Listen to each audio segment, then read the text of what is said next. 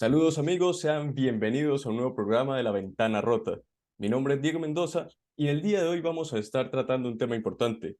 Recientemente, Conindustria expuso lo que es el primer informe acerca de lo que es el estado de la industria nacional en la evaluación que hace en el primer trimestre de este año 2023 y llama la atención que entre las problemáticas que apunta allí, que está afectando de manera negativa la producción industrial nacional.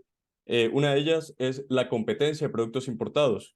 Y luego, FEDEAGRO, que es la Confederación de Asociaciones de Productores Agropecuarios de Venezuela, también dice a los medios de comunicación, argumenta que las importaciones son un desafío y un factor que impacta de manera negativa a los productores nacionales, lo cual me ha llamado la atención y me ha hecho elegir este tema para discutirlo. ¿Hasta qué punto la importación de bienes representa realmente un factor negativo para el país?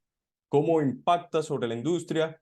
¿Qué consecuencias tiene sobre el consumidor? Para ello, he decidido invitar a Jesús Renzulo, quien es licenciado en Relaciones Internacionales, ha trabajado como coordinador de Se Dice Libertad, en Se Dice Libertad, en la parte de los jóvenes. Sus trabajos pueden ser leídos a través de Se Dice Libertad y a través del Instituto Cato. Les invito a revisarlos. Jesús actualmente realiza una maestría en políticas públicas en la Universidad de Erfurt, Alemania. Jesús, bienvenido. Un placer.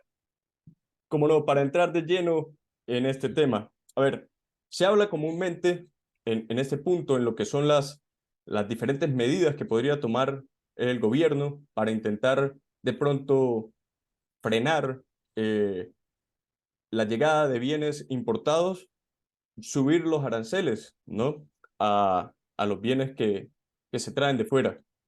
Eh, Creo que he decidido sacar algunos argumentos, ¿sí? Que por lo general son los que se utilizan para apoyar este tipo de políticas.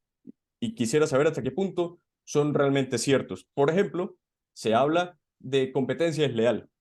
Se dice que muchas veces, o se hace alusión muchas veces, a que en otros países hay una mano de obra barata eh, a raíz de que se explota a los trabajadores o a raíz de que el Estado de ciertos países subsidia las empresas nacionales. Por ende, Ujú. se deben establecer algún tipo de aranceles, elevar los aranceles existentes también para evitar precisamente esta situación, vuelvo y repito, de competencia desleal. Desde su punto de vista, ¿hasta qué punto esto es algo correcto? Pues para empezar, la competencia desleal es un tema difícil porque hablar de mano de obra barata en comparación con un país latinoamericano, sobre todo con Venezuela, donde los salarios son extremadamente bajos, es difícil decir que haya países en donde el salario sea más bajo. Pero particularmente es importante entender que el problema, la idea de la competencia desleal, cuando obviamente sacamos la idea del dumping y los subsidios directos, la idea de la competencia desleal es más una retórica que un hecho. Cuando tú hablas, la mayoría de los países de los cuales se tiene miedo a la hora de las importaciones son países cuyos salarios son extremadamente altos. La industria manufacturera y la industria automotriz están fuertemente amenazadas no por países como Indonesia, están amenazados por países como Alemania, países como Francia, países como Estados Unidos. ¿Los salarios allá son bajos? No, son extremadamente altos, pero la eficiencia es extremadamente alta también. Y eso es justamente porque el argumento de la competencia desleal por el salario bajo no funciona, por el simple hecho de que la eficiencia suele compensar muchísimo por el salario. Muchísimos países que tienen salarios muy bajos también tienen una eficiencia muy baja, tienen muy poca capacidad productiva y por lo tanto, aunque un trabajador cueste muy poco, necesitas muchísimo más trabajadores y muchísimo más tiempo para producir el mismo producto. Entonces, si tienes una Venezuela que tiene un salario alto, que actualmente no es el caso, pero sigamos que tenemos una Venezuela con un salario alto, pero además tiene suficiente inversión y suficiente productividad para poder generar productos de manera rápida y con menos trabajadores, pues no tendría ningún problema con la competencia. Como no, comprendo. De hecho, creo que eso es un tema que podría ser tomado en cualquier otro país de la región, porque vemos que los mismos argumentos se, se emiten en países como Colombia, como Perú, para tomar ese tipo de medidas, e incluso, y llama la atención, bueno, Estados Unidos con Donald Trump tenía mucho se escuchaba mucho en el discurso argumentos como esto de competencia desleal en cuanto a China y por allí se iba para lo que podría ser sancionar ciertos, ciertas medidas en pro, supuestamente, entre comillas, de la industria nacional y evitar la llegada de ciertos bienes producidos en China, ¿no? Y al final lo que resultó fue en una baja de la productividad americana, porque sí, los americanos importaban muchísimo de China, pero lo que principalmente importaban era la materia prima con la cual producían su manufactura de alta tecnología y de punta. De hecho, la producción de acero en los Estados Unidos, de acero colado aumentó, la producción de hierro colado aumentó y la producción de aluminio aumentó, pero también bajó la producción de electrodomésticos, bajó la producción de automóviles. ¿Por qué? Porque ahora tenían que competir con insumos muchísimo más caros, que son insumos americanos, porque eran menos productivos que los chinos, y no podían competir con mercados como el europeo. Entonces, tienes un problema en el cual proteges, y la primera pregunta que hay que hacerse es ¿a quién proteges? Porque si estás protegiendo un sector improductivo que simplemente está tratando de castigar a los consumidores internos para poder sobrevivir, pues entonces tienes un problema. Estás eliminando trabajos de un lado para poder dárselos a este sector que en general es improductivo. Y eso es justamente otra de las razones de los problemas con esta teoría de la competencia desleal nos está haciendo daño. Normalmente cuando tienes un caso en el cual un productor es muy barato, se suelen generar servicios o se suelen generar productos más de mayor valor agregado, importando estos productos que son baratos. Esto no significa que el dumping esté bien, o esto no significa que los subsidios directos a la industria estén bien. Obviamente eso es competencia desleal y bajo las normas de la OMC no son válidos. Pero cuando estamos hablando de que, por ejemplo, que Ghana es un excelente productor de cacao, no significa que Europa debería proteger el sector cacao existente que tiene para poder producir cacao ellos mismos. Ellos tienen las manufacturas de cacao, para lo cual producen mantequilla de cacao, producen cacao en polvo, producen mix de cacao. O el mismo caso con Venezuela. Venezuela no es un productor agrícola o ganadero extremadamente poderoso en Latinoamérica, particularmente cuando tienes a gigantes como Brasil, Argentina, Uruguay, e incluso Colombia hasta ciertos puntos al lado. Claro. Pero Venezuela sí producía manufacturas alimentarias, era un empaquetado significativo Sí. y éramos un productor de comida procesada. Entonces, sí, estás dejando a los ganaderos que no son tan productivos, van a perder, pero en general la economía gana. Exacto, entiendo. Claro, a veces, a ver, se libera mano de obra de labores en las que no se está haciendo tan eficientes para que vaya a las que se tiene mayor eficiencia, ¿no? Precisamente Correcto. de eso se trataría. Y la competencia, además, como usted bien dice, ayudaría a ver qué, qué empresas, ¿no? Son mucho mejores en sus funciones y cuáles empresas no, al abrir las puertas a los mercados mundiales. A ver, y en ese punto quiero señalar otro argumento que se suele lanzar, y es el de la necesidad que se tiene de cuidar aquellos sectores que son llamados como estratégicos o de interés general. Por lo menos en nuestro caso, en Venezuela, tendríamos el petróleo, tendríamos el hierro, tendríamos el gas. ¿Hasta qué punto esto es positivo y es un argumento sólido? ¿Son realmente sectores tan fundamentales que se tienen que proteger de la competencia? Pues Para empezar, la idea del sector hierro o el sector petróleo como un sector estratégico que uno tiene que proteger y poner aranceles en Venezuela es algo irrisorio, considerando que Venezuela en su vida ha necesitado importar petróleo crudo de otros países. Venezuela producía de manera eficiente petróleo. Ahora no es tanto el caso. Pero el problema de los sectores estratégicos es que es un argumento eminentemente político y no económico. Y en general es un argumento político que no tiene bases. Hay una diferencia entre necesitar un sector por razones geoestratégicas, porque tienes un rival del cual dependes y no puedes seguir dependiendo de ese rival. El caso de Europa con Rusia es un caso claro. La dependencia energética generó una vulnerabilidad geopolítica que fue abusada en el año 2022. Ese es el mismo argumento que se está dando ahora con las energías renovables, con la creación de energías renovables, paneles solares, turbinas eólicas con Chile. Ahora, Venezuela no tiene ninguna razón para decir que ellos van a perder acceso a un mercado, por ejemplo, por hierro o por petróleo, considerando que, uno, tanto el hierro como el petróleo son mercados más globalizados, a diferencia de, por ejemplo, el gas, que es regionalizado, o las materias de energías renovables que están concentradas casi 90% en China. Entonces, no tienes una vulnerabilidad geopolítica en ese sentido. Y dos, si los sectores fueran improductivos, te vale más la pena importar esas materias primas Sí, baratas de afuera y producir algo con ellas, que es básicamente lo que hacen todos los países en desarrollo. Estados Unidos es uno de los pocos países, por su gran capacidad de producción petrolera, que produce su propio petróleo y lo refina. Pero las refinerías alemanas, las refinerías de Curazao, las refinerías de Francia, las refinerías italianas, no usan petróleo de sus países. Usan petróleos baratos del Medio Oriente, usan petróleo barato de Nigeria, usan petróleo barato de Venezuela.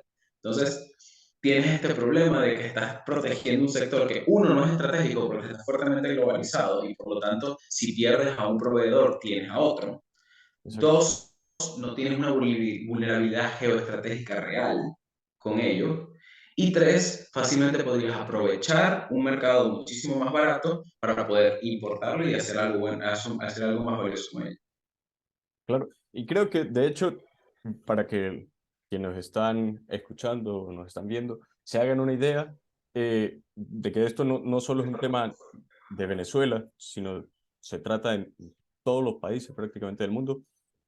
Es el mismo argumento que se está utilizando actualmente con la industria de los microchips, que ahora ha iniciado una carrera porque el principal productor es Taiwán y los Estados Unidos buscan eh, lograr hacer crecer esta industria en otros países que estén un poco más alejados de China, ¿no? Y es el mismo Sí. argumento. Justamente. De hecho, Estados Unidos es el principal productor de microchips, Taiwán es el segundo, Ok, pero el problema justamente es que tanto los europeos como otros países como Japón están preocupados de depender de un solo proveedor. Cuando tienes un problema con un solo proveedor, uno entiende por qué es un problema de seguridad. Uno entiende que si ese proveedor no es confiable, que ya hemos visto que la política se puede, la economía se puede weaponizar, se puede utilizar como un arma, pues entonces el argumento estratégico suele tener cierto valor, pero es tan nicho los casos en los cuales ese argumento estratégico vale la pena. No lo vale en el sector automotriz, no lo vale en el sector hierro, no lo vale en el sector petróleo. Es muy reducida la cantidad de productos que tú puedes decir, necesitamos una visión geoestratégica para esto. comprendo. Ahora, otro postulado que recojo, porque se suele escuchar mucho, y sobre todo en la situación país en la que se encuentra hoy por hoy Venezuela, es que el Estado debería implementar este tipo de medidas proteccionistas para procurar garantizar el surgimiento y el desarrollo de un sector empresarial nacional mucho más robustecido, ¿sí? Que pueda competir con las grandes multinacionales, porque un sector empresarial que está iniciando sería fácilmente eh, arrollado por la competencia, por así decirlo. Y la cuestión aquí en este punto es qué tan cierto es, qué tan positivo es realmente tomar acciones bajo este argumento y si realmente se consiguen los objetivos propuestos, porque una cosa son las intenciones, ¿no? Y otra cosa son los objetivos. Y a partir de qué punto, porque esto es sumamente curioso, se levantan, se considera que la industria ha crecido lo suficiente como para levantar o eliminar ciertos aranceles. Sí, ese es un punto, ese es un tema muy interesante porque la idea de una política industrial y de la generación de lo que se llaman campeones nacionales, que es justamente esta idea de un sector que el Estado activamente promueve para que se convierta en un campeón nacional y por lo tanto en algún punto pueda competir con el extranjero, es algo que era altamente popular en los años 60 en Latinoamérica. Ahí, esa fue la época en la cual tuvimos el famoso sistema de sustitución de exportaciones, en donde toda Latinoamérica intentó producir automóviles, básicamente trató de convertirse en una Europa, en donde todos tenemos una industria automotriz, y por lo tanto fuertemente financiábamos la industria automotriz y protegíamos la industria a través de fuertes aranceles. ¿Sí? ¿Cuál es el problema con esto? Esto tiene varios problemas que los vimos en la época de la sustitución de importación. En primer lugar, la creación de campeones nacionales es sumamente complicada. Normalmente, cuando un estado trata de generar un campeón nacional, lo que termina generando es un dependiente nacional. Ok, ¿Por qué? Porque tienes que financiar una buena cantidad de empresas para que una de ellas llegue a ser un campeón nacional. Los estados no suelen tener tanto dinero para eso. Y además, si los proteges demasiado, estás arriesgando a que nunca se conviertan en un campeón nacional, sino que se vuelvan cómodos con su situación de tener un mercado encerrado y por lo tanto que nadie entre a él. Ese fue el caso en general de las industrias automotrices latinoamericanas, que esperando que se convirtieran en campeones nacionales, se les protegió demasiado, se les dio subsidio, eran fuertemente ineficientes. Sus autos eran baratos, eran caros y de baja calidad, pero tenían el sector protegido, o sea, tenían el mercado protegido y no tenían que esforzarse para ser mejores. Entonces, ese es el primer problema. No hay muchos fondos y si quieres realmente generar un campeón nacional, tienes que tener una política que refuerce la competitividad. Para eso sueles necesitar mucho dinero y además varias empresas dispuestas a competir en el país para convertirse en el campeón nacional. En el caso de Venezuela, no hay. Por ejemplo, si ponemos el caso de la industria automotriz. El segundo es justamente el problema de cuando se convierten en empresas suficientemente eficientes. Y el problema es que como los tienes que proteger del extranjero, nunca lo sabes.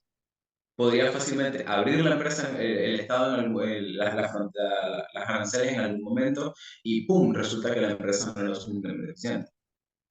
¿Cuándo es suficientemente eficiente para exportar? ¿Cuántos años debería el Estado seguirlo subsidiando?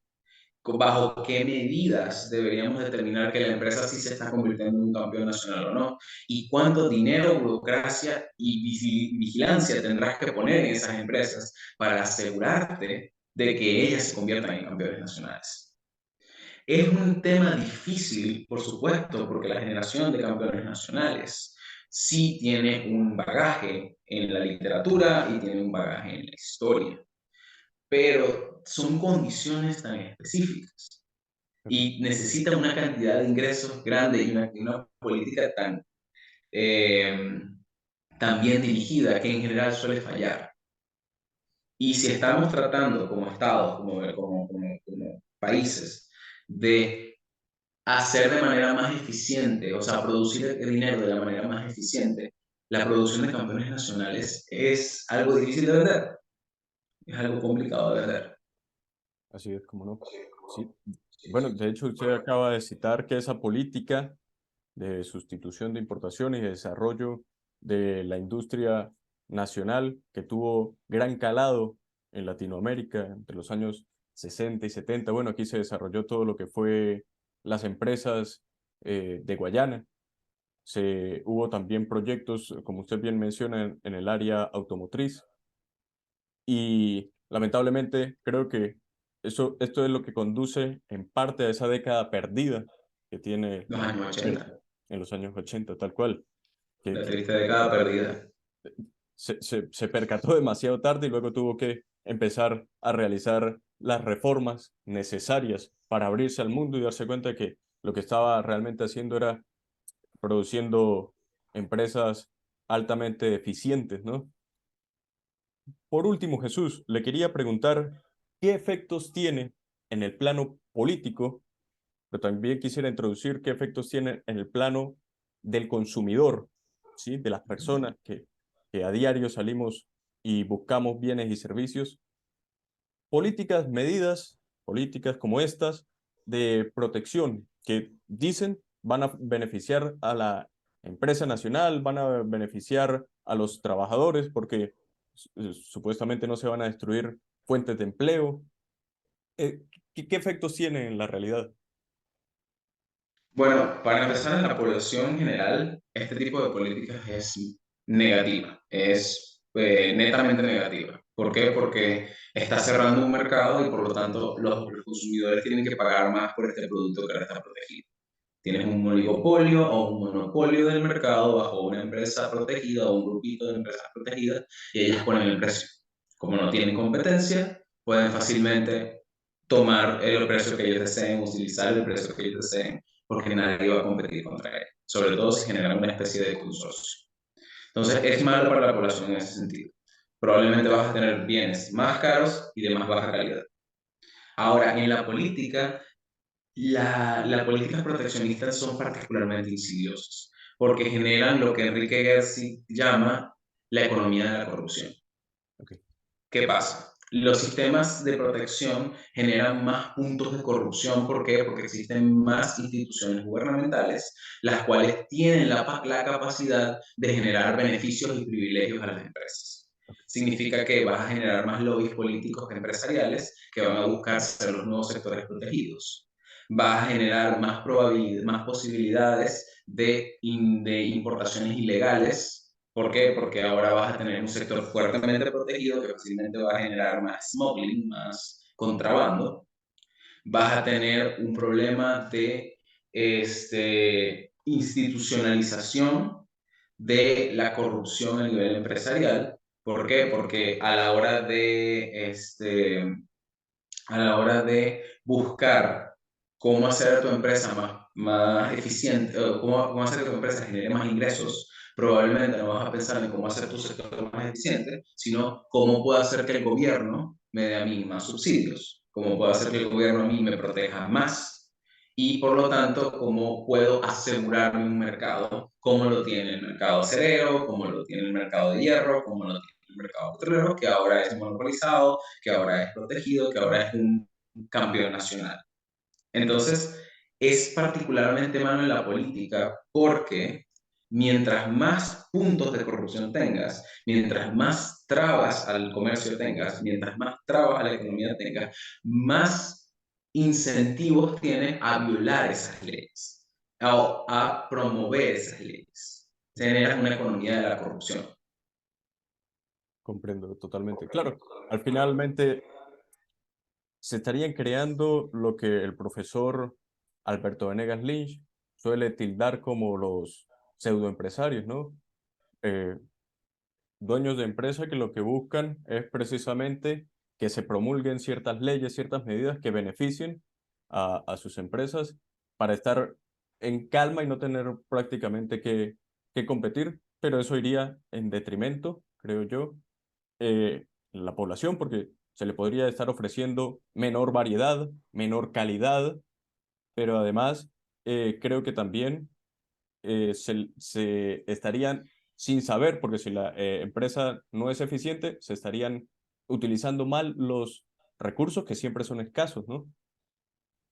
Completamente. De hecho, tenemos un caso muy sencillo y lo podemos ver en los Estados Unidos de finales de 1800 con los varones ladrones, de Robin Barons. Es la época en la cual las industrias acereras de trenes empezaron a pedir cada vez más protección estatal. Lo vemos con la época de la sustitución de importaciones en Latinoamérica. Lo vemos con la época de también lo podemos ver, por ejemplo, con la liberalización, la época de la liberalización en Europa del Este, que más que una liberalización fue una generación de un crony capitalism, de una pseudoempresarialidad producida por justamente los grupos políticos que apenas estaban saliendo, los grupos políticos de la era comunista, que se estaban convirtiendo ahora en los nuevos empresarios, que ahora buscaban protección porque sus sectores son son estratégicos. Es un problema en el cual termina generando una casta empresarial que va a hacer todo lo necesario para poder mantener dichos privilegios. Mientras, si uno tiene privilegios, el otro no. Y ese es el grave problema. Y sucedió mucho en Venezuela.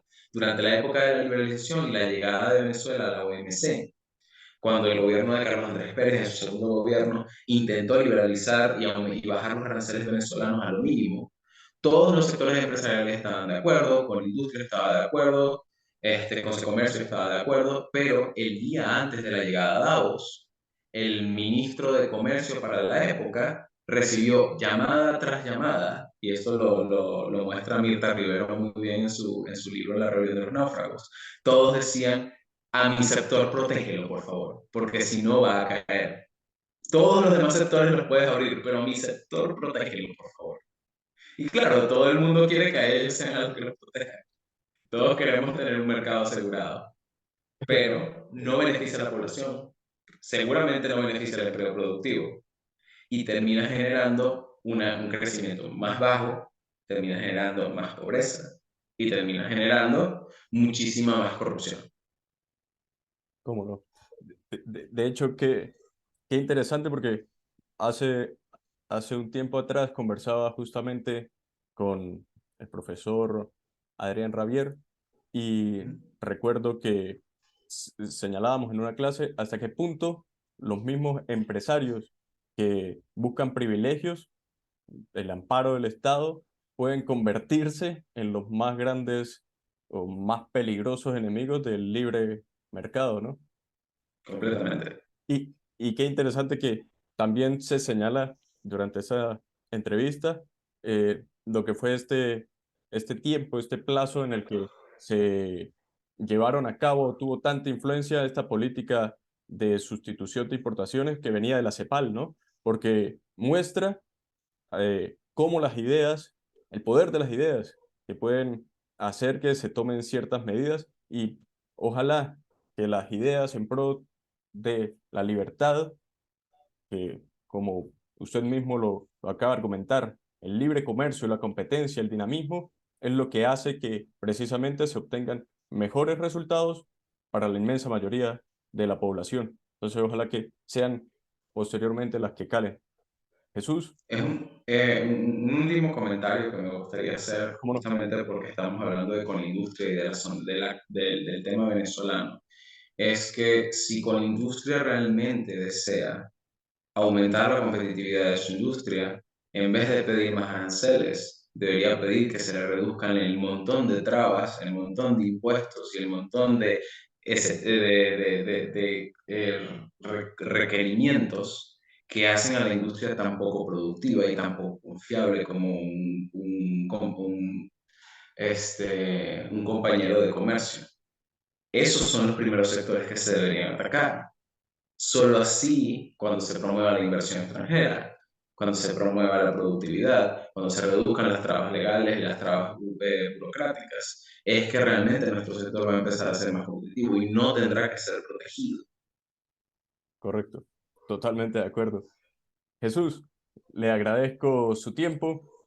Conversábamos con el licenciado en Relaciones Internacionales, Jesús Renzulo, quien ha trabajado en la coordinación de Se dice Libertad en la parte juvenil. Tiene artículos que recomiendo su lectura en Se dice Libertad. Lo pueden conseguir en la página también del Instituto Cato. Jesús actualmente realiza su maestría en políticas públicas en la Universidad de Erfurt, Alemania. Gracias por haber estado en La Ventana Rota, Jesús. Un placer. A ustedes que nos están viendo y que nos están escuchando, recuerde que lo pueden hacer a través de YouTube, en nuestro canal de YouTube La Ventana Rota. También estamos a través de lanacionradio.fm y a través de Anchor. Será hasta un próximo programa.